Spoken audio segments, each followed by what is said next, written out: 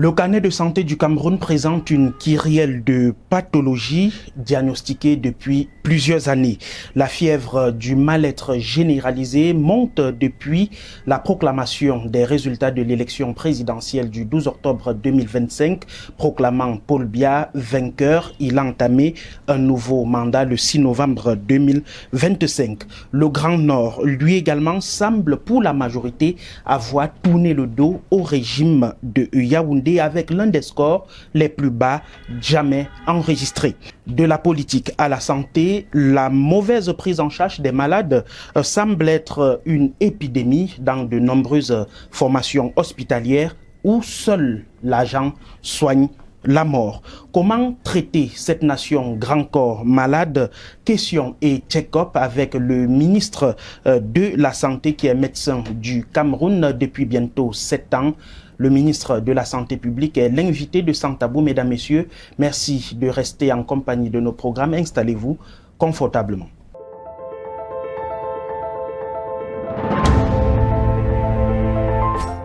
Manaouda Malachi, bonjour.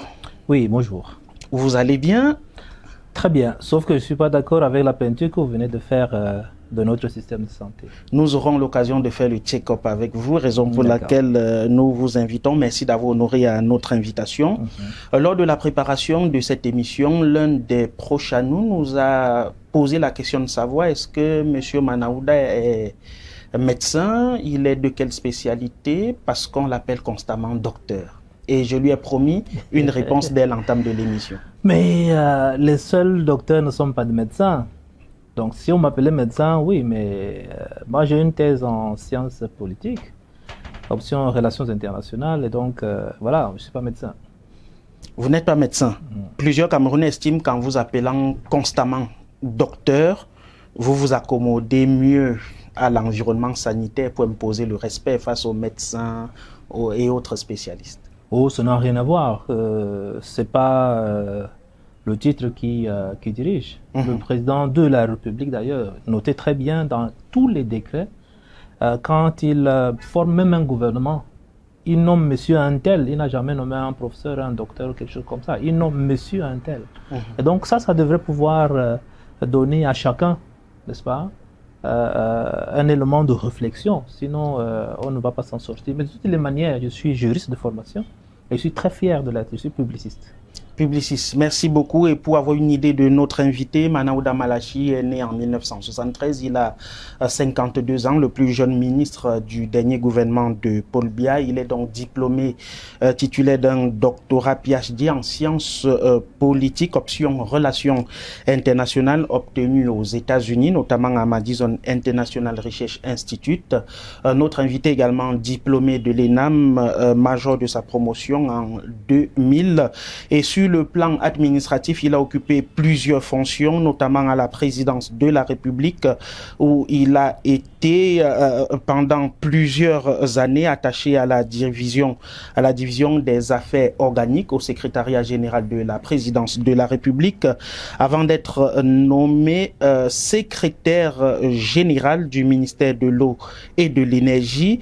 Il a occupé les mêmes fonctions au ministère du commerce et au ministère des arts et de la culture. Et depuis 2019, Manaouda Malachi est ministre de la santé publique. Sur le plan politique, il est chef de la délégation permanente départementale du comité central du Rassemblement démocratique du peuple camerounais pour le Mayo-Tanaga.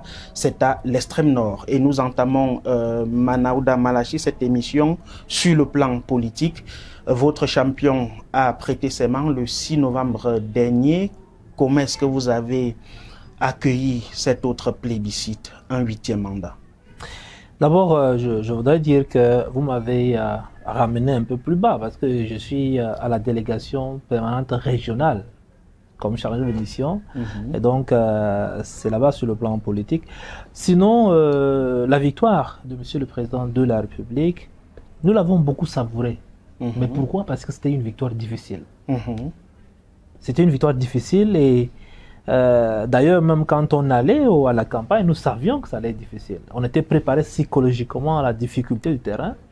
Nous avons relevé le défi sur le terrain et nous sommes fiers de ce que nous avons eu comme résultat, fiers de ce que le président de la République a la possibilité maintenant de continuer son œuvre, n'est-ce pas, à la tête de ce pays. Nous sommes fiers de ce que, avec lui, nous savons qu'on aura cette stabilité, on aura cette paix, et nous sommes fiers aussi de ce qu'il a placé son mandat sous le signe de la grandeur et de l'espérance. Espérance pour nous-mêmes, sur le plan individuel, chacun espère à mieux vivre. Espérance pour le peuple camerounais, parce que nous espérons un meilleur développement. Espérance pour le monde entier, parce que nous devons contribuer à la paix dans le monde et à la sécurité sanitaire du monde. 53,66%, l'un des scores les plus bas depuis 1992. Et vous jubilez? Est-ce que 53,66% ne voudrait pas dire que vous n'avez pas gagné? Même si vous gagnez avec 2%, si ceux qui viennent après vous ont moins de ce que vous avez, ça veut dire que vous devez jubiler. C'est la logique ici. L'extrême nord du Cameroun, dont vous êtes originaire, a offert l'un des plus bas scores depuis l'histoire de l'élection présidentielle au Cameroun, avec un taux régional de 45%. N'est-ce pas quand même là, Manaouda Malachi, un aveu de l'échec de Paul Biya? Lorsque vous allez à une compétition de football, vous allez jouer un match de football. Attendez-vous à gagner avec 5 buts à 0 ou à gagner avec 1 but à 0. Mais au finish, qu'est-ce qui est comptable? La victoire. D'après vous, c'est la victoire. Et donc, je pense que, je vous ai dit, les choses évoluent. Les contextes, certainement, le contexte a permis que nous n'ayons pas le score qu'on avait il y a cela quelque temps, mais nous travaillons à ce que la prochaine fois, nous ayons des scores un peu plus relevés. Mais c'est une compétition. Et dans la compétition, on jette tout dans la bataille. Ceux qui arrivent là, c'est eux qui devaient se plaindre. Pourquoi est-ce qu'on n'a pas pu aller au-delà de ce que nous avons fait? Mais nous, on est contents de ce que nous avons fait puisque nous sommes en avant. C'est ça qui compte pour nous, c'est la victoire. C'est pas le score, mais c'est la victoire. Vous nous avez aidé à faire la mise à jour tout à l'heure sur votre profil politique, chargé de mission à la délégation permanente régionale pour l'extrême nord. 45% signifie quand même que 55% de l'électorat a voté contre vous pour les autres candidats. Ça, c'est pas la logique électorale, parce que j'ai entendu quelqu'un dans les réseaux sociaux faire ce genre de choses. Ce n'est pas la logique électorale. La logique électorale, c'est que lorsque vous avez cela, vous devez comprendre pourquoi est-ce que, enfin, où sont partis les autres électeurs. Est-ce que ce sont des voix contre? Est-ce que ce sont des voix nulles? Est-ce que ce sont des abstentions? Et dans ce cas-là, vous le savez très bien, on a une bonne frange en termes de la difficulté de sécurité là-bas, c'est-à-dire que l'insécurité, qui a fait en sorte que l'électorat s'est dispersé. Et donc, vous avez une bonne frange qui n'est pas allée voter. Mais ce n'est pas qu'ils ont voté contre le chef d'État. Nous, on s'est plaint, d'ailleurs, parce que c'est généralement notre électorat traditionnel qui a été déstabilisé par l'insécurité. Parce qu'on a demandé à certains de repartir dans leur région pour aller voter, mais ils avaient peur. Et donc, nous avons perdu, et je pense que ça peut d'ailleurs expliquer le score que nous avons aujourd'hui, parce que notre électorat traditionnel a été un tout petit peu déstabilisé par, par l'insécurité, mais le reste, véritablement, si on regarde les voix contre le RDPC, il n'y en a pas beaucoup. C'est quand même 55%. Ils ne sont pas contre. C'est ce que j'essaie de vous expliquer. Ils ne sont pas contre. Nous revenons du Grand Nord où nous avons essayé de toucher de nouveau du doigt les réalités du terrain. Ce n'est pas une nouveauté. Le Grand Nord fait partie des zones les plus enclavées et sinistrées du Cameroun avec la guerre contre Boko Haram et bien d'autres encore. Et vous avez, juste avant l'élection présidentielle, commis un ouvrage intitulé « Paul Biya en bande dessinée, l'itinéraire d'un homme d'État visionnaire ». En quoi est-il visionnaire? Alors, je voudrais d'abord qu'on se comprenne. Nous sommes dans un pays en paix. Nous sommes dans un pays stable. Nous sommes dans un pays où nous sommes en train de nous projeter vers l'extérieur avec une richesse du sous-sol qui est presque intacte. Est-ce que nous sommes d'abord d'accord sur cela? Si nous sommes d'accord sur cela, on peut maintenant continuer. La question de la stabilité et de la paix peut être discutée, puisque à l'extrême nord, il y a Boko Haram, il y a la crise anglophone dans le nord-ouest et le sud-ouest. Il y a le mal-être qui semble généralisé au sein de la population. Non, ce qui est généralement gênant, c'est que lorsque on est à l'extérieur d'une zone, on a des informations qui nous viennent, on vous dit, bon, voilà, c'est comme ça là-bas. Et nous admettons que c'est comme ça là-bas. Mais si vous allez à Maroua, vous ne pouvez pas imaginer un seul instant que c'est une zone où il y a Boko Haram. Boko Haram n'est pas à Maroua. Si vous allez même à Mokolo, c'est-à-dire qu'on se rapproche encore de cette zone-là. Ce n'est pas, il n'y a rien là-bas. Mais il est à Gustave Requet, si nous allons maintenant, voilà, si nous allons maintenant à Moskota, c'est là où il faut faire attention. Si nous allons à Tourou, c'est là où il faut faire attention. Et ça, je dis, nous assumons cela, parce qu'en réalité, n'eût été les efforts inlassables du chef de l'État et de son gouvernement, aujourd'hui, on n'en parlerait plus. Parce que c'était, au début de cette affaire, c'était tellement roche. C'était... mais les gens ne dormaient pas du tout. Donc, c'est la réponse qui a fait en sorte que les choses se sont stabilisées. Il faut reconnaître souvent lorsque des efforts sont fournis. Maintenant, pour répondre à votre question, parce que vous n'allez pas me distraire, pour répondre à votre question, nous sommes là dans un pays stable, en paix, qui est en train d'évoluer avec une richesse du sous-sol presque intacte, et nous regardons autour de nous. Maintenant, nous avons autour de nous des pays qui sont probablement dans des zones de turbulence de temps en autre. Alors, quand on regarde ça, on se dit quoi? Est-ce qu'on n'a pas, on n'est pas chanceux d'être au Cameroun? Est-ce qu'on aimerait être à gauche ou à droite? Je ne pense pas. Et donc, moi, je pense, quand je regarde de là où le président de la République est parti, donc c'était l'objectif de la BD, de là où il est parti jusqu'au sommet où il se trouve aujourd'hui, et ce qu'il a pu faire pendant le temps où il se trouve à ce sommet-là, j'ai l'impression que si nous regardons les mêmes choses, nous devons arriver à la même conclusion. Vous avez fait vos études aux États-Unis et le président Paul Biya est arrivé au pouvoir, vous aviez 9 ans. Aujourd'hui, vous avez été appelé à servir la nation. Est-ce que vous ne vous dites pas que du point de vue démocratique, le président devrait céder la place à quelqu'un d'autre? Pourquoi pas à vous? Mais vous êtes en train de dire une chose, son contraire, malheureusement. Comment? Quand on parle de démocratie, on ne parle pas de céder. Est-ce que nous tombons d'accord? Quand on parle de démocratie, on ne parle pas de céder. Mais quand on parle de royaume, oui, on peut céder, on peut donner en héritage son pouvoir à X, à Y, comme on veut. Mais nous parlons de démocratie. La démocratie suppose que nous ayons un choix à faire. Et ce choix, c'est nous qui assumons nos choix. Quelle que soit la personne qu'on va choisir.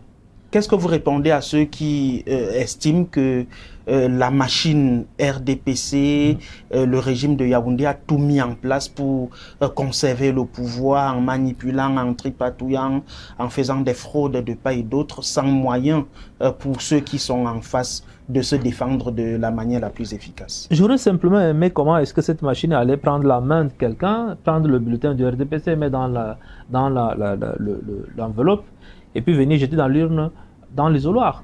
Donc vous ne croyez pas aux fraudes décriées de part et d'autre? Chacun avait pour obligation, je n'ai même pas dit pour devoir, pour obligation de surveiller son vote par des scrutateurs. Chaque parti avait des scrutateurs dans chaque bureau de vote. Mais dites-moi donc comment ça s'est passé. Merci beaucoup. Merci beaucoup, Manaouda Malachi. Deuxième partie de cette émission, nous allons évoquer les législatives et municipales qui sont très attendues. Les régionales viennent de s'achever et cela est concédé au RDPC avec la majorité absolue. Non, c'est pas concédé, le RDPC a gagné. Avec la majorité absolue des conseillers municipaux dans les 10 régions du Cameroun. Vous maintenez donc le cap sur le contrôle des différents conseils régionaux, pas moins de 9 sur 10 jusqu'ici. Et le peuple attend de la manière la plus rigoureuse possible la venue des législatives et municipales entre mai et juin prochain, si l'on s'en tient au calendrier de prorogation du mandat des uns et des autres. Comment est-ce que l'extrême nord, et particulièrement votre département, le Mayo Tsanaga, prépare ces échéances? je peux vous dire que nous avons déjà commencé d'ailleurs à préparer l'échéance. Et c'est la différence qu'il y a entre nous et les autres partis politiques. C'est pour ça d'ailleurs qu'on en veut au RDPC de faire ci ou de faire ça sans savoir quelle est la stratégie que le RDPC utilise. Le problème, c'est que la plupart attendent à moins 2 mois, sinon pendant la campagne pour pouvoir préparer et gagner une élection. Le RDPC, lorsqu'il finit une élection, il se remet sur la selle pour l'élection suivante. Et je peux vous dire que autant l'élection présidentielle est partie, le parti pense déjà à quelle est la stratégie pour la prochaine élection présidentielle. Donc, il faudrait que, de manière permanente, le parti et toute sa machine puissent être en marche pour que nous puissions surveiller, contrôler l'électorat. Maintenant, comment nous nous préparons? Nous réfléchissons déjà à des stratégies. Ce qui est sûr, c'est que nous allons miser sur nos meilleurs candidats. Il faut que les chevaux qu'on lance dans la course soient les meilleurs chevaux qu'on a en réalité. Parce que, vous savez, ce sont des élections locales. Avec les élections locales, vous avez une concurrence également sur le plan local. Et malheureusement ou heureusement, suivant le cas, vous avez des populations qui savent qui peut faire quoi dans une circonscription. Dans une commune, dans un département, dans un arrondissement, qui peut faire quoi. Et donc, sur ce point-là, il sera difficile de mentir, il sera difficile de manœuvrer, il sera difficile de faire quoi que ce soit. Et donc, nous allons miser sur nos meilleurs chevaux. Et autour, maintenant, nous déployons nos stratégies que nous refusons d'ailleurs de divulguer. Au vu de nombreuses violences enregistrées après l'élection présidentielle du 12 octobre prochain, avec un accent particulier dans le Grand Nord, avec d'énormes pertes financières, des pertes en vies humaines et bien d'autres encore, est-ce qu'au RDPC, vous n'avez pas peur de perdre le contrôle des collectivités territoriales décentralisées ou de nouveaux dégâts avec cette colère d'une partie de la population? Non, ce n'est pas la colère qui fait peur, c'est l'élection en soi qui doit faire peur. Et comme je l'ai dit tantôt, lorsque vous allez à une compétition, rien n'est acquis. Le président de la République lui-même l'a dit lors de la dernière élection. Il est en train de voter, mais il dit c'est pas acquis. C'est à l'annonce des résultats que vous pouvez dire oui, j'ai gagné ou j'ai pas gagné. Donc notre peur, c'est comme un enfant qui va à l'examen. Il se dit est-ce que je vais réussir, est-ce que je ne vais pas réussir, mais qui met tout de son côté pour réussir. Et donc c'est cela notre position aujourd'hui. Et évidemment, nous avons peur de perdre le contrôle déjà des communes que nous contrôlons déjà. Nous avons peur de ne pas pouvoir avoir de nouvelles communes ou de nouveaux députés. Donc on a bien peur. Mais notre peur nous pousse à mieux réfléchir et à mieux préparer pour pouvoir gagner suffisamment. Et sans rentrer dans votre stratégie, puisque vous êtes chargé de mission, vous êtes au contact des populations, est-ce que ces populations, vous êtes conscient de l'expression de leur ras-le-bol, de leurs appels au changement absolu et immédiat? Vous savez, lorsque vous côtoyez les compatriotes, vous comprenez un ensemble de choses. Et d'ailleurs, l'action du gouvernement repose essentiellement sur ces expressions de besoin. Quand vous suivez le discours d'investiture de M. le Président de la République, le 6 novembre dernier, vous avez là des éléments clés de réponse, n'est-ce pas, aux besoins des populations. Il faut simplement que le gouvernement, maintenant, en s'enseignant, chacun dans son secteur, puisse décortiquer ce discours et traduire dans les faits, n'est-ce pas, les promesses qui ont été faites par M. le Président de la République. C'est à cela que nous nous attelons aujourd'hui.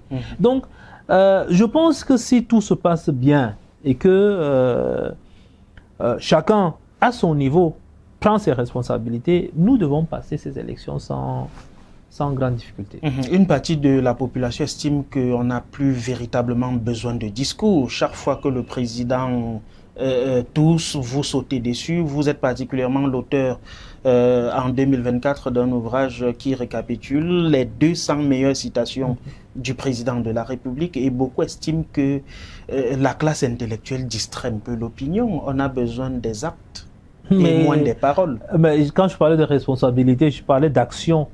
C'est bien cela. Dans votre ère géographique, il y a eu empathie, le respect des villes mortes instauré par votre ancien collègue, devenu candidat, arrivé deuxième à l'élection présidentielle, Issa Chiroma Bakari. Et c'est dans votre ère géographique qu'il y a eu le plus d'impact, d'appels, de respect des villes mortes lancés par ce dernier. Quel est votre avis? Mon avis, c'est que l'activité commerciale est bien réglementée et chacun, ça repose d'ailleurs sur l'expression de la volonté de chacun. Je peux fermer mon boutique tout comme je peux l'ouvrir, n'est-ce pas? C'est une activité commerciale qui est libre, simplement encadrée par la réglementation. Et donc, je ne crois pas que cela devrait être un souci pour nous, un sujet de conversation. Parce que chacun est libre de faire ce qu'il veut, dans le respect de la réglementation en vigueur. Moi, quand j'ai pris, parce que les gens, on veut toujours parler de l'élection, dans mon village, j'ai fait 97%. 97%. Et dans ce village-là, à aucun moment, vous allez demander à quelqu'un, ferme ta boutique. Lui, il demande plutôt à ouvrir au-delà des heures. Donc, je crois que ça dépend de comment les gens sentent les choses. Mais je pense que ce n'est pas un sujet de conversation qui peut être intéressant pour nous, parce qu'en réalité, c'est une activité commerciale. Mais de premières évaluations font état de dizaines, de centaines de milliards perdus par et les commerçants, et y compris... Mais si je ferme ma boutique et que je perds de l'argent, qui est responsable de cela? Est-ce que c'est l'État qui est responsable parce que j'ai fermé ma boutique? On vous accuse d'avoir volé. Quoi? L'élection. Mais eux, ils étaient où pour voler aussi? Non. Je crois que c'est ça qui fait en sorte, ça vous me permettez d'être plus incisif sur la question, c'est ça qui fait en sorte qu'on a encore un autre regard sur l'Afrique. Parce qu'on est encore dans ce genre de considération. Tel a volé l'élection, tel a fait ci, tel a fait cela. Non. Il faut qu'à un moment donné, nous sortions de ces considérations-là. Il faut qu'à un moment donné, nous soyons un peu plus sérieux pour qu'on nous considère. C'est ça, en fait. C'est une blague de manifester lorsqu'on a volé son droit. Encore qu'il faudrait que vous puissiez établir qu'on a volé. Parce que lorsque je dis on m'a volé quelque chose, je dois pouvoir prouver que j'ai été volé, voilà la chose que j'avais et voilà ce qu'on a pris. Et que je trace pour pouvoir avoir le responsable de la chose. Mais je le dis encore une fois de plus, ceux qui crient au vol, encore que nous sommes déjà habitués, nous sommes même déjà exténués par cela. Ce n'est pas la première élection où on crie au vol.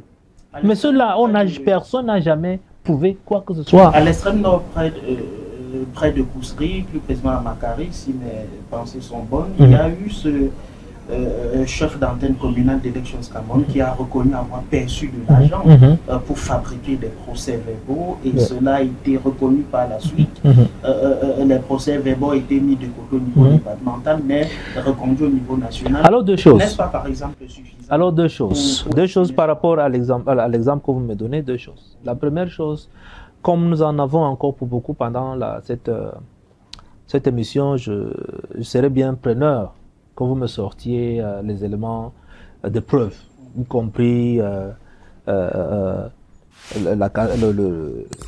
capsule où le monsieur était en train de parler et que vous établissez, n'est-ce pas, son identité, son statut et tout le reste. La deuxième chose, si nous voulons faire dans le vice, qu'on me dise que tel a dit que bon, on m'a donné de l'argent, c'est pour ça que je l'ai fait. Mais si moi, qui veut porter plainte, je ne vais pas donner de l'argent, je lui dis telle chose au Cameroun, c'est possible au Cameroun, non? Je vous instrumentalise, je vous donne de l'argent, vous dites que bon, effectivement, tel est venu chez moi, il a fait ci, il a fait ça, j'ai fait. Vous faites un aveu. Mais un aveu qui est, comment dirais-je, motivé par ce que je vous ai donné. Donc aujourd'hui, il faut bien qu'on parle des preuves. Manaouda Malachi, vous parlez comme votre mentor politique et votre patron au niveau national, Paul Biya, qui demandait aux uns et aux autres s'ils ont les preuves. Mais quand même, au finish, monsieur le chargé de mission, est-ce que tous ces remous et bien d'autres encore ne font pas quelque part du septennat des grandes espérances un septennat de divorce entre le peuple et l'ordre dirigeant? Alors, je ne parle pas simplement parce que quand vous dites, vous parlez là comme votre mentor, c'est comme s'il y avait un souci. C'est la pertinence du juriste en réalité. Parce que le juriste ne fonctionne pas sur la base des rumeurs ou de ce que vous appelez aujourd'hui le Congossa du quartier. Parce que tout le monde peut se mettre sur un toit et dire voilà ce qui s'est passé. Mais si, on a toujours l'habitude de le dire d'ailleurs, si vous vous baignez dans une rivière et quand un fou vient ramasser vos habits, si vous le poursuivez, c'est vous le fou. Parce que lui, il aura au moins une bande sur lui et vous serez tout nu. Il vaut mieux ne pas le faire. Et donc, nous nous arrêtons sur les éléments de preuve. Et nous disons que ce n'est même pas nous qui jugeons de la qualité des preuves, mais parce qu'il y a des instances républicaines, des institutions reconnues pour cela. Et il se peut que jusqu'ici, aucune de ces institutions n'a parlé de vol, et puis on a invalidé cette élection. Et donc pour moi, il y en a on accuse justement cette connivence entre le RDPC et l'ECAM, le Conseil constitutionnel, et puis votre grosse capacité de par votre organisation à faire disparaître les preuves. Je lisais un verset biblique aujourd'hui où on a amené une dame. Jésus était dans un temple, on lui a amené une dame. Et ceux qui lui ont amené une dame, lui ont dit, on a arrêté cette dame sur le fait de l'adultère. Et que la loi de Moïse dit qu'elle doit être lapidée. Premier constat, ceux qui ont amené la dame n'ont pas amené le monsieur avec qui ils étaient. Premier constat. Deuxième constat, ce qu'ils recherchaient, ce n'est pas autant qu'on lapide la dame, sinon ils l'auraient fait avant, mais c'est de piéger Jésus parce qu'ils voulaient la réponse de Jésus. Et Jésus était en train de crier par terre, en fait, pour leur dire, bon, racontez ce que vous avez raconté, vous allez faire un examen de conscience vous-même. Quand il se relève, il leur dit que celui qui n'a pas péché lance la première pierre. Et il a commencé à faire autre chose pour ne pas les influencer. Mais quand il relève la tête, il n'y avait plus personne. Parce que ce qui arrive souvent en criant sur le toit, oh, on a fait ci, on a fait ça. En fait, ce sont ceux qui sont censés avoir fait cela, mais veulent plutôt manipuler l'opinion, manipuler un certain nombre de personnes. Donc, moi, je crois qu'il faut faire attention lorsqu'on est en train de parler de choses comme ça. Parce que une élection présidentielle est une élection tellement sensible et importante qu'on ne peut pas en parler avec beaucoup de légèreté pour parler de vol de ceci, de vol de cela. Vraiment, pour moi, c'est une déconsidération d'ailleurs de la République. Et vous dites le chien aboie, la caravane passe. Et puis nous pensons que la République est au-dessus de tout. Et donc il faut sacraliser la République. Vous regardez Naya TV, notre invité c'est le ministre de la Santé publique, chef de mission à la délégation régionale permanente du comité central du RDPC dans l'extrême nord. À tout de suite.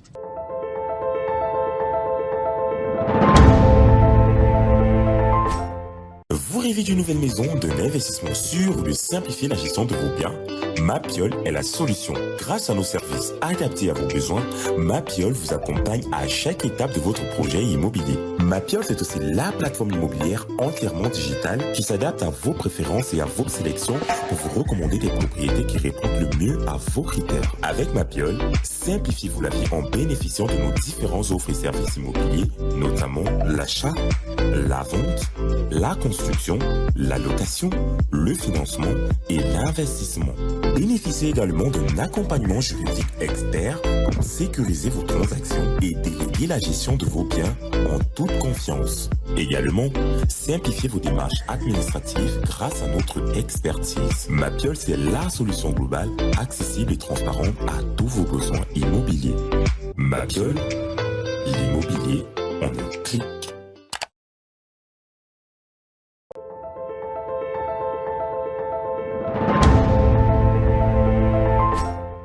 Merci de nous rejoindre sur Naya TV. Sans Tabou reçoit le ministre de la Santé publique, Manaouda Malachi. Monsieur le ministre, vous venez de défendre le budget de votre département pour 2026. Votre budget en termes de fonctionnement et d'investissement s'élève en termes de projection, puisqu'on n'a pas encore validé, à 391 milliards 267 millions de francs CFA. Dites-vous, pour un système de santé plus résilient. Qu'est-ce que vous mettez dans résilience? Nous mettons dans résilience d'abord la modernisation de nos formations sanitaires. Vous savez très bien que au cours des années qui ont précédé, le président de la République a mis beaucoup de moyens pour le relèvement des plateaux techniques des hôpitaux de référence.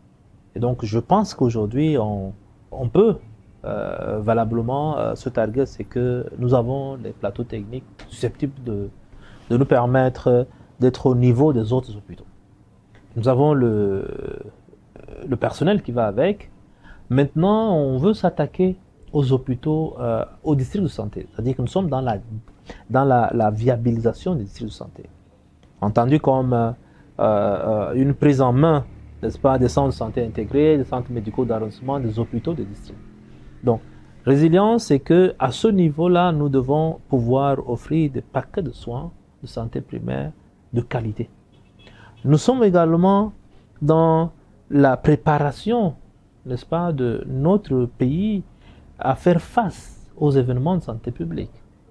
Il faut qu'on soit prompt dans la prévention, dans la gestion, dans la réponse, n'est-ce pas, aux événements de santé publique. Et ça, je crois que nous sommes déjà en train de le faire et nous le faisons aussi avec un ensemble d'administrations publiques. Prompt et résilient aussi parce qu'il y a une montée ces derniers temps des maladies chroniques, transmissibles et non transmissibles. Et nous devons d'apporter une réponse à cela, une prise en charge et d'abord un changement de comportement également pour que la prévention puisse avoir son mot à dire. Et puis, vous savez très bien qu'on est en train d'implémenter la couverture santé universelle dans sa phase 1. Et ça, nous sommes en train de toujours consolider le panier de soins, consolider les bénéficiaires. Et donc, je crois que c'est tout cela que nous mettons, n'est-ce pas, dans nos perspectives de cette année.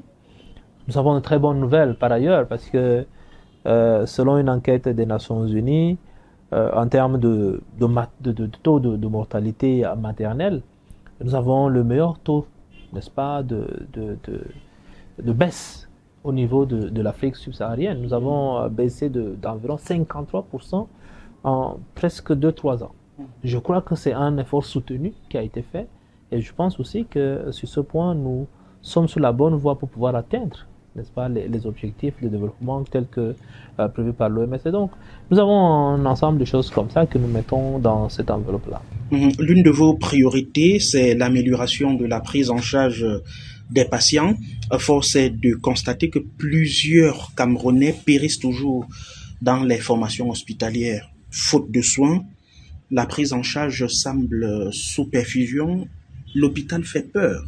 Non, je pense, je ne suis pas d'accord avec vous. Vous ne m'avez pas dit que les Camerounais périssent faute de soins ou que l'hôpital fait peur. Ce que nous devons savoir, c'est que il y a deux choses. Première chose, c'est que l'hôpital ou le personnel de santé ne soigne pas la mort. Nous ne soignons pas la mort, nous soignons la maladie. Et donc, pour soigner la maladie, ça c'est la deuxième chose, il faut que vous arriviez à l'hôpital à temps. Or, nous avons aujourd'hui une démarche qui n'est pas bonne du tout. Laquelle? Quelqu'un qui est malade, il reste à la maison chez lui ou il va dans un petit centre à côté de chez lui, un centre privé. Quand il est déjà à l'article de la mort, c'est à ce moment-là qu'il est amené à l'hôpital. À ce moment, le médecin, qu'est-ce qu'il peut bien faire? Il ne soigne pas la mort. Dès que vous êtes déjà à l'article de la mort, il va faire tout ce qu'il peut faire, mais vous allez passer. Donc, nous disons aux gens, aujourd'hui, c'est que la première chose, c'est la prévention. Il faut que nous ayons des comportements qui nous permettent de ne pas tomber malade. Et si, par-dessus tout, nous tombons malades, au premier signe, à la première alerte, aller à l'hôpital. Monsieur le ministre, il y a la poussière partout, il y a les eaux inondées de part et d'autre. Nous ne pouvons pas échapper à la maladie. Alors, de toutes les manières... Et c'est au gouvernement auquel vous appartenez de prendre les mesures pour que l'environnement soit sain. C'est la raison du gouvernement, c'est de travailler à ces choses-là. S'il n'y avait pas ces choses, on ne serait même pas là de toutes les manières. C'est parce qu'il y a ces choses que nous devons travailler à cela. Mais on ne peut pas, par une baguette de magique, dire que bon, nous allons devenir telle ou telle autre chose. Tous ces pays qu'aujourd'hui vous admirez et où vous courez d'ailleurs de temps en temps pour vous y réfugier afin de nous lancer les pierres là, tous ces pays-là sont passés par là. Quand vous parlez de vous parlez de qui? Quand je parle de vous, je parle de ceux qui pensent que dès qu'ils traversent la Méditerranée, ils deviennent les plus beaux, les plus intelligents, des intellectuels. Nous ne sommes pas concernés, nous sommes au Cameroun. Je n'ai pas cité de nom. Je n'ai pas cité de nom et je ne voudrais pas que vous pensiez que je fais référence à X ou à Y. Mais je le dis parce que chacun va se reconnaître dans ce que je dis. Moi, j'ai souvent l'habitude de dire des choses telles que je les sens, telles que je pense. Je n'habille rien. Parce que je suis authentique, comme j'ai dit, je suis comme je suis, et donc je dis les choses telles qu'elles sont. C'est pas parce qu'on aura traversé la Méditerranée qu'on devient plus intelligent que les autres. Et des fois, c'est des gens que vous connaissez même, avec qui vous avez fonctionné, avec qui vous avez marché, et dont vous connaissez les capacités intellectuelles et autres. Mais c'est les premiers qui vous critiquent lorsqu'ils sont à l'extérieur. C'est les premiers qui pensent que vous ne faites rien, qu'on aurait pu ci, qu'on aurait pu ça. Mais il faut que les gens arrêtent et qu'ils aiment leur pays. Parce que c'est dit qu'un secteur ne fonctionne pas, c'est détester son pays. Non, ce n'est pas de cela. Si je dis que votre télévision a ci, a ça, sans vous dire comment vous devrez faire des propositions, ça veut dire que je ne suis pas dans la bonne critique. Merci. Revenons. La bonne critique, c'est de dire voilà ce qui ne marche pas, voilà comment on peut faire. Revenons sur la prise en charge. Il y a une réalité aujourd'hui.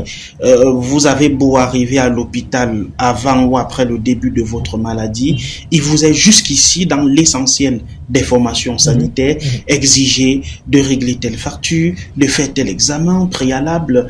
Pour un accidenté, par exemple, qui n'a pas prévu, et ça nous le disons parce que nous avons fait ce constat de nous-mêmes, quelquefois dans certaines formations sanitaires, lorsqu'il est demandé à un patient aux urgences de régler un certain nombre de préalables qui nécessitent des dépenses pour être pris en charge, est-ce que cela ne donne pas raison à ceux qui disent que seul l'argent soigne la mort au Cameroun? Alors, j'ai bien envie de vous dire que vous êtes là sur une photo de 2020 ou 2021. Vous n'êtes pas sur une photo de 2025. Je suis désolé de vous le dire.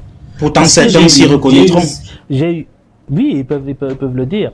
J'ai eu une circulaire qui instruit la prise en charge sans autre forme de procès pour lever toute urgence vitale. Et ça se fait. Toutes les descentes sur le terrain, là, c'est pour m'assurer de ce que les gens sont pris en charge sans autre forme de conditions. Et ça, je le sais, je le vis tous les jours. Donc, ce que vous essayez de photographier, c'est l'hôpital d'il y a 5 ans. Et ce qui s'est passé récemment à l'hôpital régional de Bafoussam. On peut y avoir certainement, tu vois, vous voyez, on peut y avoir des brebis galeuses, ça ne manque pas. Mais dans la majorité des cas aujourd'hui, si vous prenez en première position toutes nos formations sanitaires de première catégorie, vous ne trouverez plus cela. Deuxième catégorie, vous ne trouverez plus cela. Troisième catégorie, vous ne trouverez plus cela. Parce que ce qui s'était passé, et ça date encore, même Bafoussam, ça date encore. Ce qui s'était passé, c'est que Bafoussam, c'est la semaine dernière, monsieur le ministre. Le monsieur pense qu'en le faisant, il garantissait un certain nombre de choses. Et nous l'avons rappelé alors. Et donc, je pense qu'il y a comme peut-être un refus de voir que nous sommes en train d'avancer. Je ne dis pas qu'on est dans les meilleurs mondes possibles au niveau du ministère de la Santé, mais nous avançons. Et c'est bien de reconnaître qu'il y a des avancées pour que ceux qui avancent soient encouragés dans leur avancement. Mais s'ils font tous les efforts qu'ils fournissent, si ces collaborateurs qui travaillent matin, midi, soir, qui ne dorment pas, je viens encore leur dire, vous ne faites rien, alors qu'ils ont tout mis dans la bataille, ils vont se décourager.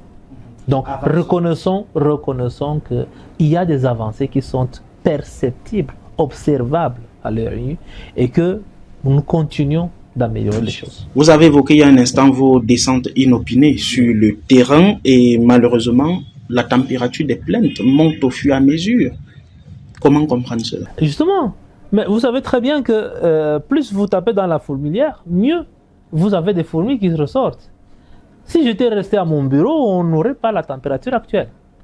Les plaintes continuent parce qu'ils savent qu'on est en train d'avancer. Et donc, on est plus exigeant. C'est ça la psychologie des foules. Plus vous avancez, vous faites des choses, plus les gens deviennent exigeants. Mais si vous restez stable, vous restez... Parce que il y a eu des moments dans notre ministère où les choses étaient assez stables. Mais personne n'exigeait quoi que ce soit. Donc, plus vous avancez, plus les gens seront exigeants. Et c'est la même chose dans le contrôle des épidémies. Plus vous faites du diagnostic, plus vous trouverez des cas. Moins vous en faites, mieux ça vaut parce qu'il n'y a rien. Donc, nous avons choisi d'avancer, de débuster, de diagnostiquer, de continuer à améliorer, à moderniser. C'est pour ça qu'il y a beaucoup de plaintes. Donc, pour nous, ça nous permet d'avancer plus tôt. Modernisation des plateaux techniques, où en est-on en 2025?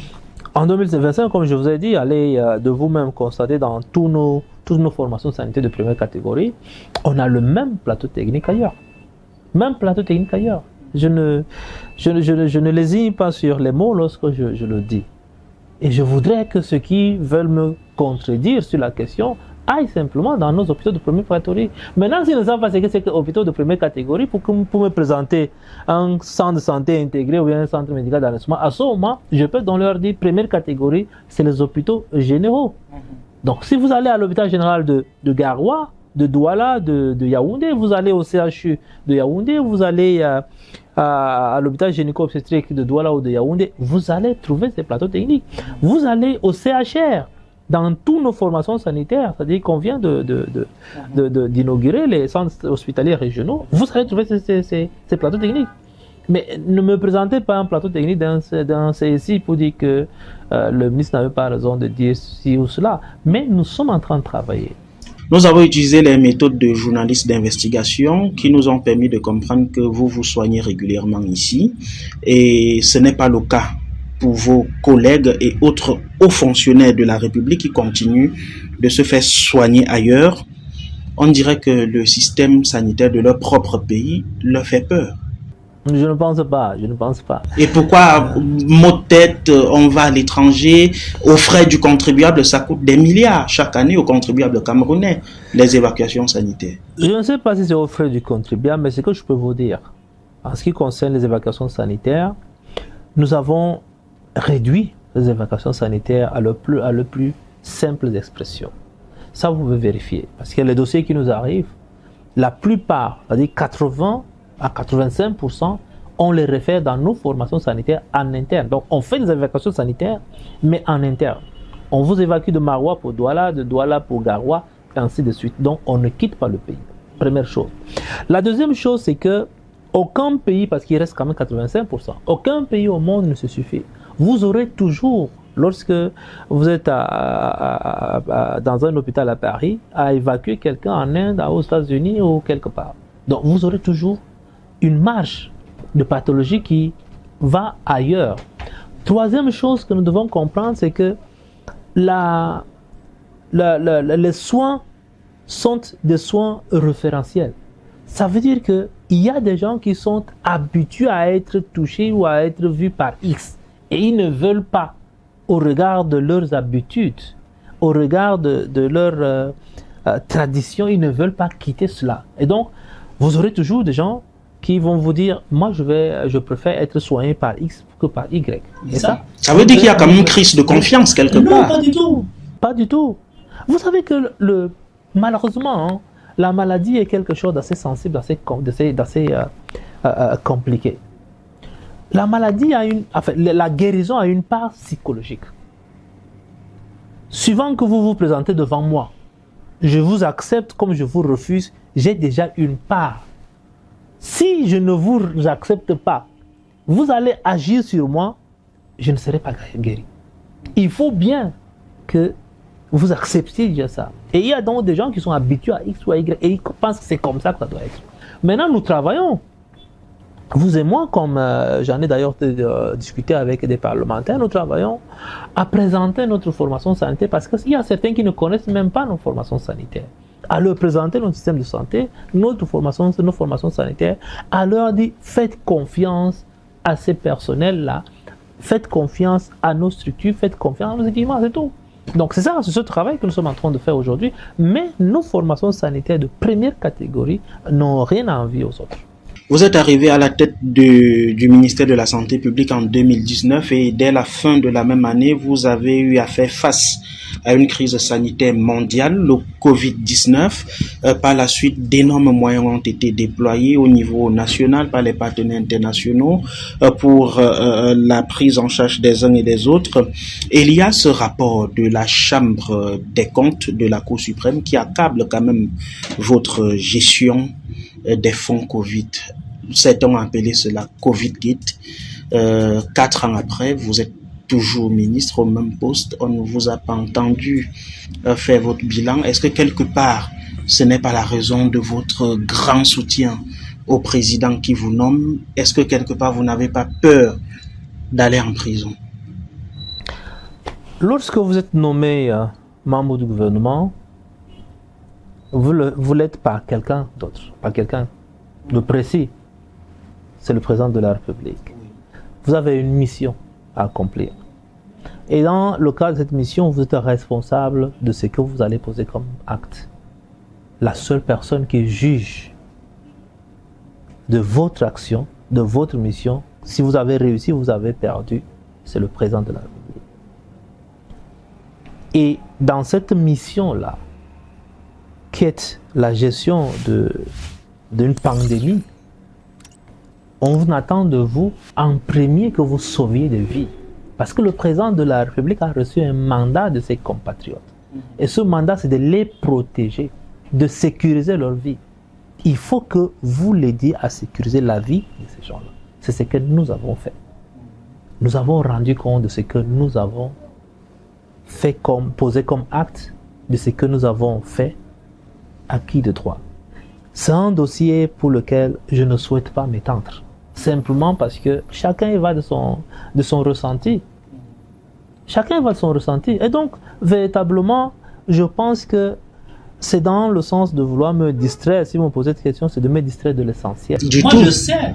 Même les membres de la Chambre des comptes qui ont fait ce rapport sont nommés par le président de la République pour faire également leur travail. Ils font leur travail, chacun est dans son travail. Moi, je sais quelles sont mes responsabilités. Et je fonce. Parce qu'il faut que, in fine, lorsqu'on va me dire, monsieur, stop ici, que je puisse dire, voilà ce que j'ai posé comme acte dans le cadre de ce qui m'a été confié comme responsabilité. Et donc, vous dites, vous avez rempli votre cahier de charges et vous n'avez pas peur. Chacun est dans, n'est-ce pas, ses fonctions, dans ses missions. Donc, je reste dans les miens. Et vous n'avez pas peur de la prison de Kondengue? Je suis responsable, je reste dans le mien et je reste focalisé sur les missions qui sont les missions d'un ministre de la Santé publique.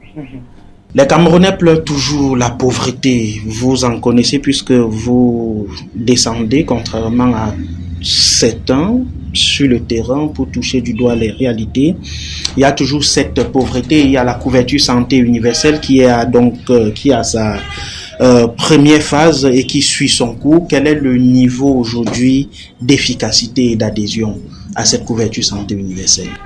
Nous avons réalisé quelques capsules parce qu'effectivement, après un certain nombre de temps, nous nous sommes dit qu'il fallait qu'on ait un feedback, qu'on sache exactement quel est l'impact de ce que nous faisons sur le terrain, que pensent, n'est-ce pas, les populations, les bénéficiaires. Nous avons réalisé quelques capsules, on a une trentaine, et il se peut que lorsque vous allez exploiter ces capsules, on va mettre d'ailleurs à votre disposition, si vous avez l'amabilité de les diffuser, je serais bien très content. C'est vrai que certains, parce que les appréciations sont assez bonnes, des fois ils refusent de diffuser, je ne sais pas pourquoi, mais de toutes les manières, j'ose croire que ce n'est pas votre cas et vous allez diffuser ces capsules-là. Mais la réaction, elle est bonne. Dans tous les cas, les populations sont fières de cela, en demandent encore davantage.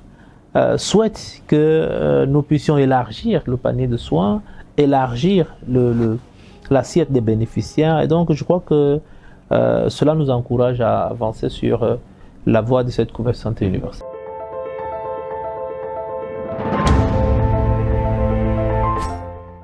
Monsieur le ministre, revenons sur la question de la prise en charge où l'argent est toujours demandé aux patients lorsqu'ils arrivent à l'hôpital. Vous le disiez, il y a des brebis galeuses partout, mais au-delà de cela, il y a que nos comportements ne nous rendent pas la tâche aussi facile. Oui, c'est clair parce que vous savez très bien que l'hôpital est une association patient-soignant. Et il faut que, dans le cadre de cette association, que le message passe, que la communication soit fluide.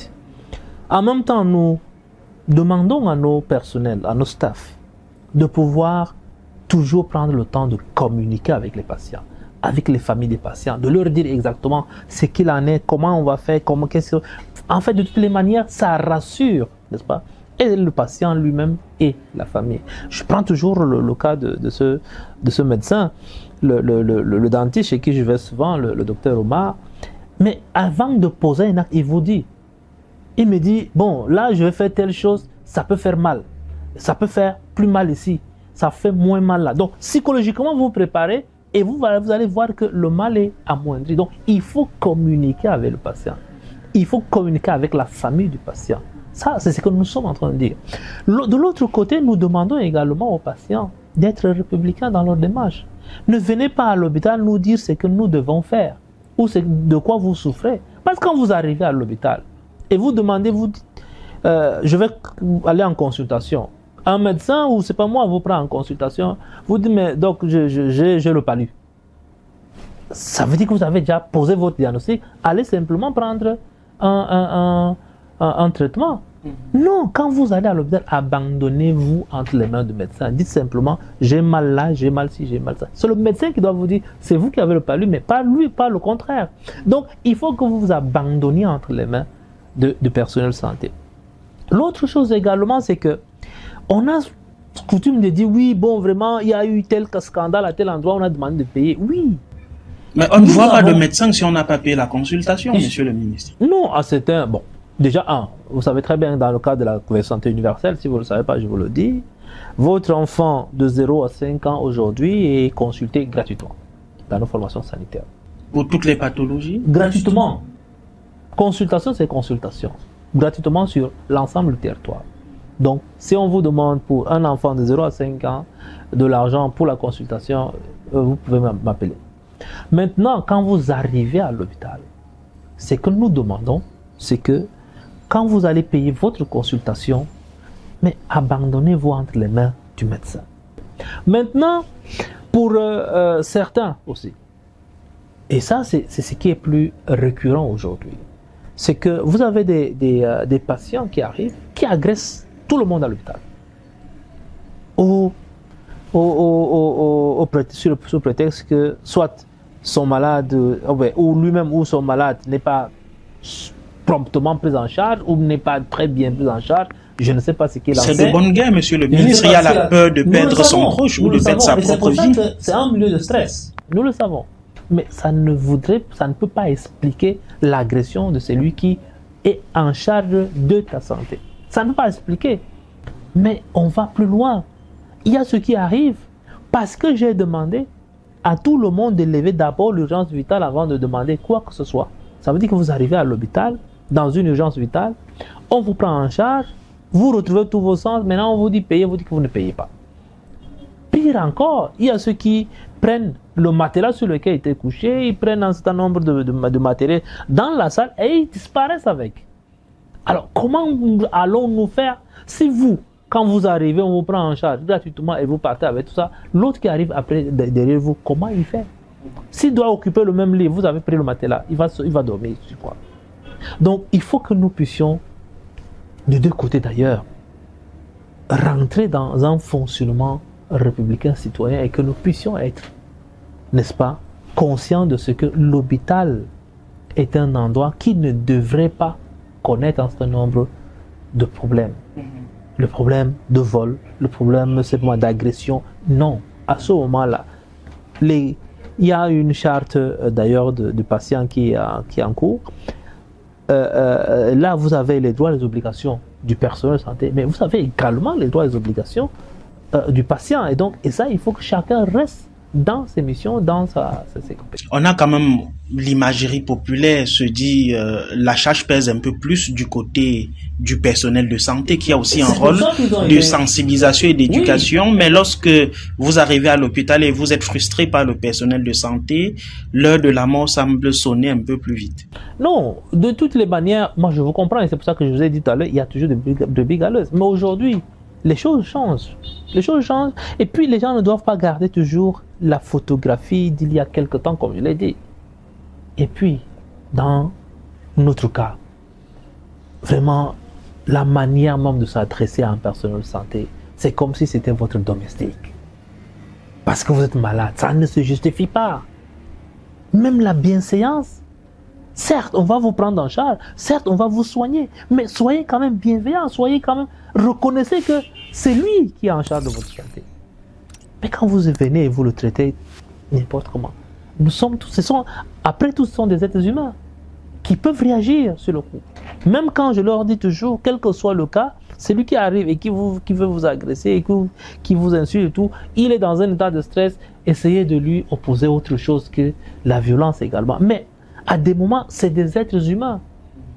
Je m'en voudrais de ne pas vous relancer en disant effectivement ce que vous venez d'évoquer. Le patient dénonce cela le plus couramment. Je suis le patient, vous êtes mon médecin. Oui. Je m'en voudrais donc de ne pas vous dire en réalité le patient se sent moins humanisé en réalité que le personnel de santé. Ah non, dans la plupart des cas aujourd'hui, c'est plus ça. Hein. Dans la plupart des cas, c'est plus ça. C'est vrai, quand je suis arrivé en 2019, les premiers constats que j'ai faits, c'était des constats alarmants. C'était vraiment des constats alarmants où vous avez un personnel qui n'était pas humain pratiquement, parce qu'il faisait autre chose lorsque vous étiez en train de... Parce que, en fait, qui avait déjà intégré la détresse. Et donc, ça ne les émouvait plus, c'est-à-dire que ça faisait partie de leur quotidien.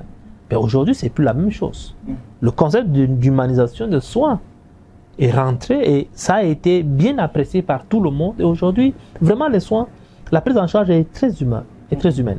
Maintenant, ce que je souhaite aussi dire, c'est que les gens pensent qu'en arrivant à l'hôpital, ils sont les plus stressés que ceux qui vont trouver sur place. Non, le personnel de santé est 10 fois plus stressé que vous parce que vous venez avec un seul cas, mais eux, ils viennent d'avoir 1000 autres cas. Et sachez un seul instant, et ça, je l'ai, depuis que je suis dans ce milieu, j'observe cela. Lorsqu'un médecin ou un personnel de santé perd un patient, il est plus impacté que vous-même. Il est plus impacté parce qu'on a l'impression que non, lui, ça ne lui dit rien. Et c'est pour ça qu'il a laissé mourir. Non, il est plus impacté. Et c'est pour ça que vous avez beaucoup de problèmes de santé mentale au sein de cette profession-là. Parce que les gens sont impactés parce qu'ils voient aujourd'hui, au quotidien. Mais vous venez avec un cas, mais lui, il a déjà vu certainement 10, 15, 20 cas de cela. Donc, il est plus stressé que vous, mais il a appris à gérer son stress parce que c'est son boulot. Et c'est pour ça que nous vous demandons simplement, lorsque vous allez à l'hôpital, d'avoir cette position-là, cette empathie pour ces personnels-là et savoir que ce sont des gens qui sont sous stress, mais qui sont là pour nous. Donc, au lieu de les agresser, il faut plutôt les amadouer. Merci pour ces précisions. On espère que les patients ont pris acte au même titre que le personnel de santé. Monsieur le ministre, vous arborez en macaron de couleur rouge, ce qui nous fait penser à la journée mondiale de lutte contre le VIH-Sida, célébrée chaque 1er décembre. Et au Cameroun, on a quand même noté une légère baisse de taux de prévalence.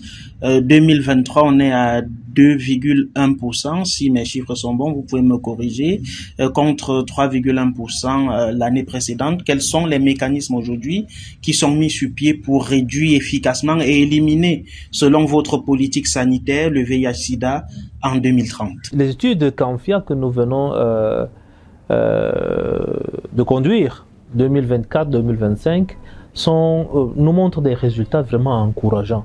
Et nous sommes quittés d'une stratégie qui devrait faire tous azimuts à des stratégies ciblées. Parce qu'aujourd'hui, nous avons vu que le VIH s'est rajeuni et nous sommes là dans une tranche d'âge bien précis, les 15-25 ans. Et nous sommes également sur le VIH pédiatrique, c'est-à-dire que la transmission de la mère à l'enfant. Parce que vous savez aujourd'hui qu'avec les avancées, une mère séropositive peut avoir des enfants sains. Et donc, nous sommes en train, ces études nous permettent véritablement de dire, nous avons fait des avancées. Et nous avons, à certains endroits, n'est-ce pas, des taux de suppression de la charge virale qui va au-delà de 95%. Ça, c'est encourageant parce qu'en fait, l'élimination que nous souhaitons à l'horizon 2030, ça passera non seulement par la détection, c'est-à-dire le diagnostic, la mise en traitement, mais davantage par la suppression de la charge virale. Parce que si vous avez supprimé votre charge virale, ça voudrait dire que vous ne contaminez plus.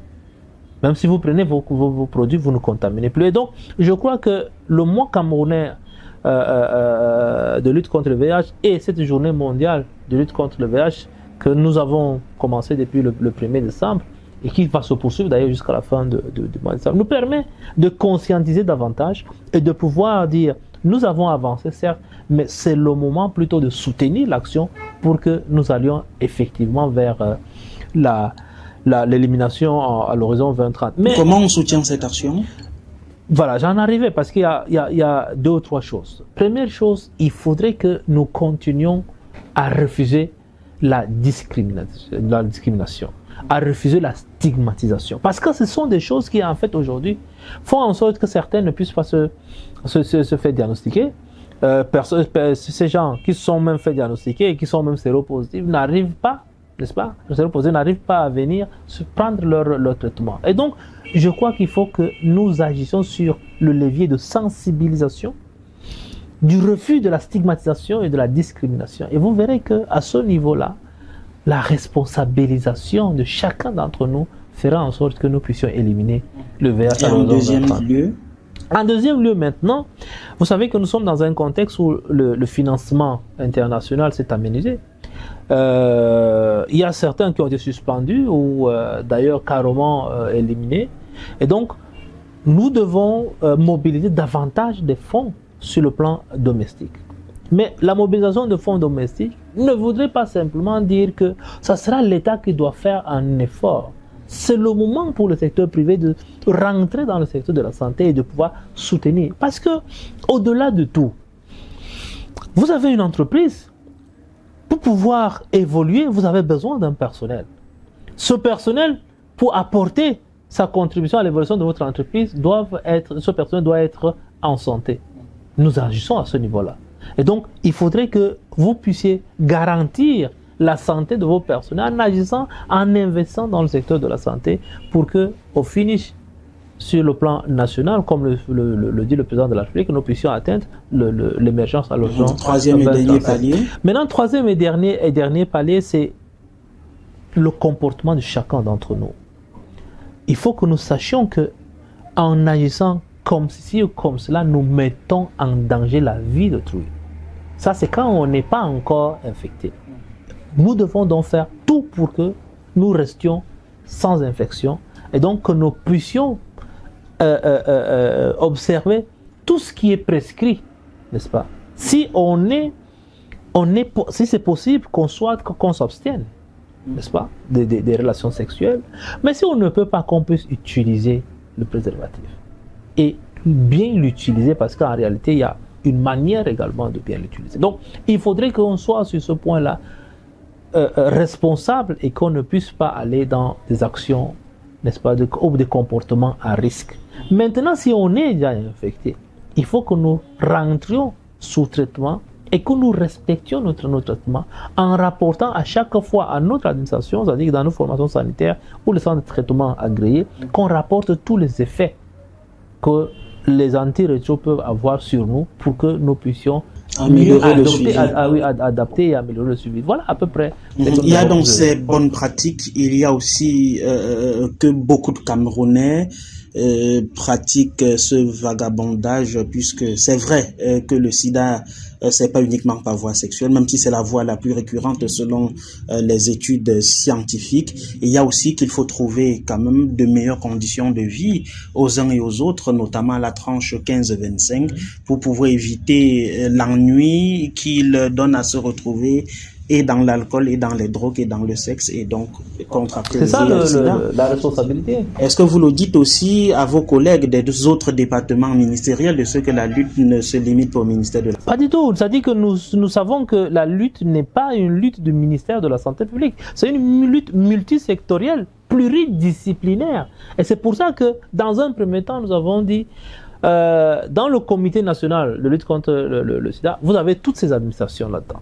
Maintenant, nous sommes allés au-delà en demandant à chaque administration, chaque ministère par exemple, de créer une petite cellule, n'est-ce pas, de lutte contre le VIH-Sida, simplement pour pouvoir même sensibiliser, pour pouvoir dépister et tout le. Donc, la lutte ne saurait être une lutte du seul ministre de la Santé publique ou de seul personnel, n'est-ce pas, de la santé publique, mais c'est une lutte multisectorielle, pluridisciplinaire et qui embrasse tout le monde. Nous sommes tous des acteurs, et je l'ai dit dernièrement lorsque j'ouvrais la cérémonie, n'est-ce pas, de commémoration de cette 38e journée mondiale de lutte contre le sida. Je leur ai dit, nous sommes tous des acteurs majeurs de la lutte. Chacun doit se considérer comme un acteur majeur de la lutte. Et ce n'est que comme cela que nous allons mettre fin ou éliminer le VIH. Mais si on a l'impression que c'est l'autre, c'est pas moi, à ce moment, nous devenons une porte d'entrée et c'est plus dangereux pour nous. Merci, Monsieur le ministre, pour ces précisions. À chacun donc de jouer sa partition pour que le Cameroun, c'est son vœu, d'ici 2030, parvienne à avoir un taux de prévalence du VIH-Sida qui soit de 0%. Généralement, après une élection présidentielle, il y a remaniement ou réaménagement du gouvernement. Vous aurez bientôt 7 ans à la tête du MinSanté. S'il vous était aujourd'hui demandé de quitter le MinSanté pour aller ailleurs, quel poste souhaiteriez-vous bien occuper au sein du gouvernement pour accompagner le président de la République? C'est une question très très importante. La réponse vous est donnée par mon père. Mon père était un pasteur. Et il nous disait toujours de ne jamais spéculer sur des choses dont vous n'avez pas la maîtrise. Si c'est vous qui faites, vous pouvez réfléchir là-dessus, vous pouvez spéculer, vous pouvez avancer. Mais si vous ne maîtrisez pas, si vous n'avez pas la maîtrise, et si la maîtrise c'est de quelqu'un d'autre, il dit laissez-le faire et faites ce que vous avez à faire. C'est la réponse que je peux vous donner.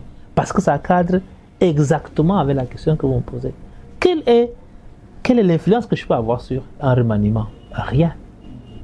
Alors pourquoi voulez-vous que je me mette à réfléchir sur quelque chose pour lequel je n'ai aucune influence? C'est comme si vous demandez à quelqu'un, à un passager lambda comme moi, dans un vol, de réfléchir si le pilote va aller en haut ou en bas, ou il va aller à gauche ou à droite.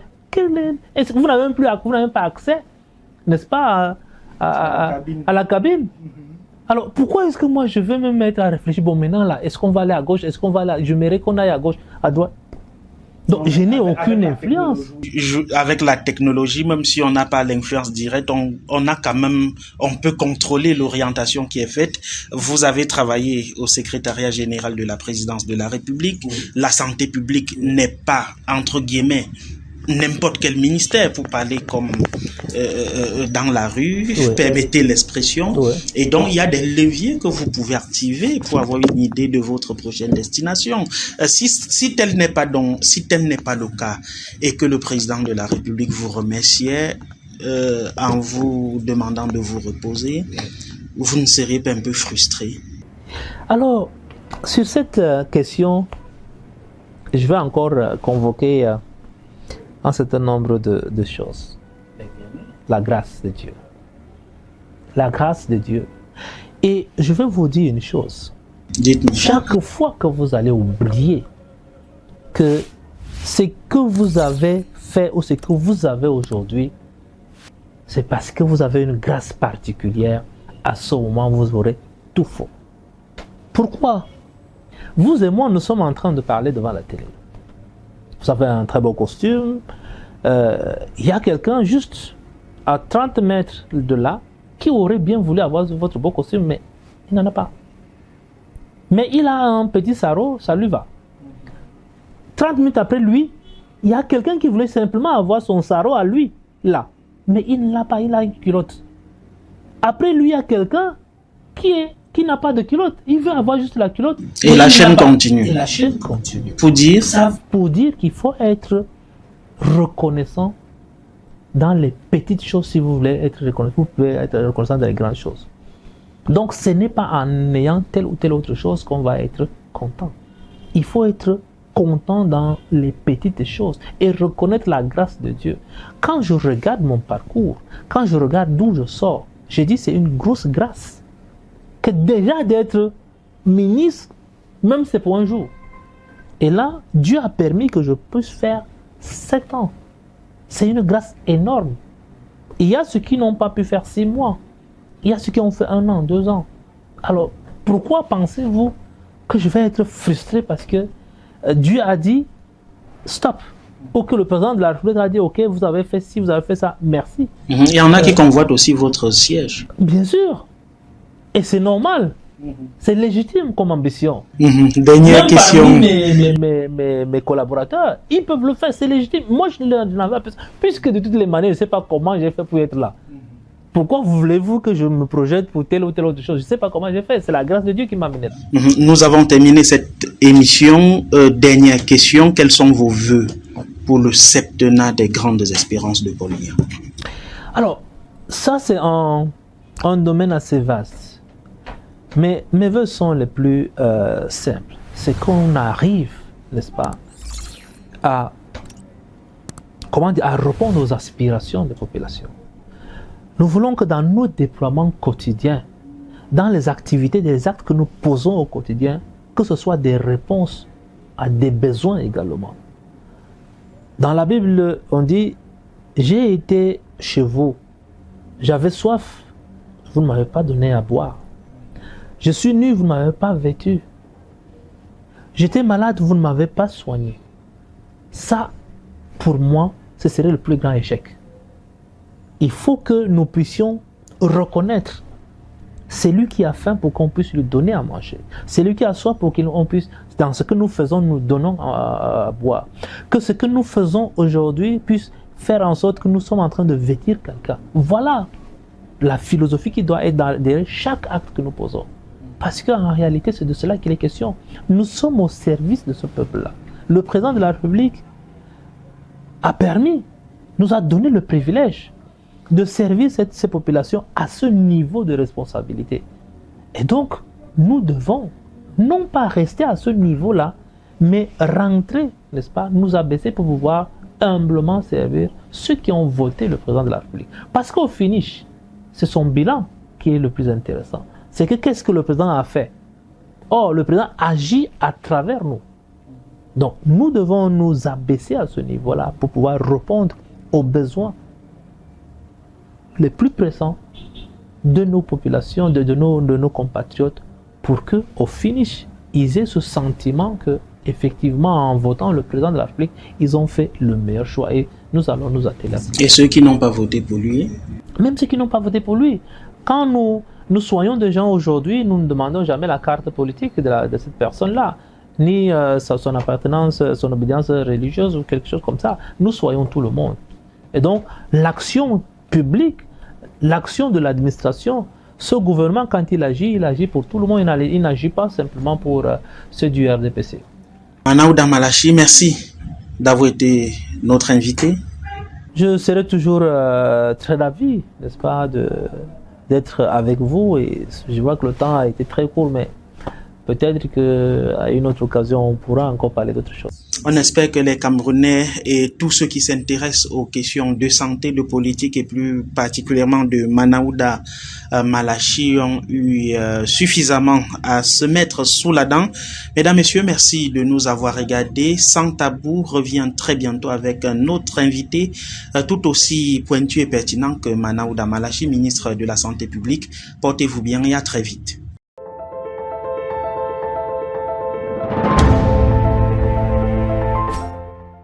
rêvez d'une nouvelle maison, d'un investissement sûr ou de simplifier la gestion de vos biens?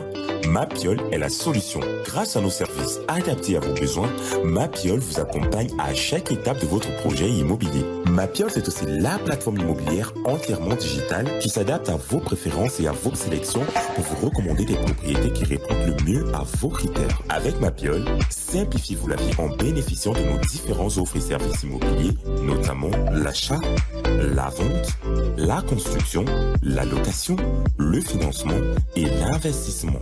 Bénéficiez également d'un accompagnement juridique expert pour sécuriser vos transactions et déléguer la gestion de vos biens en toute confiance. Également, simplifiez vos démarches administratives grâce à notre expertise. Mapiol, c'est la solution globale, accessible et transparente à tous vos besoins immobiliers. Mapiol,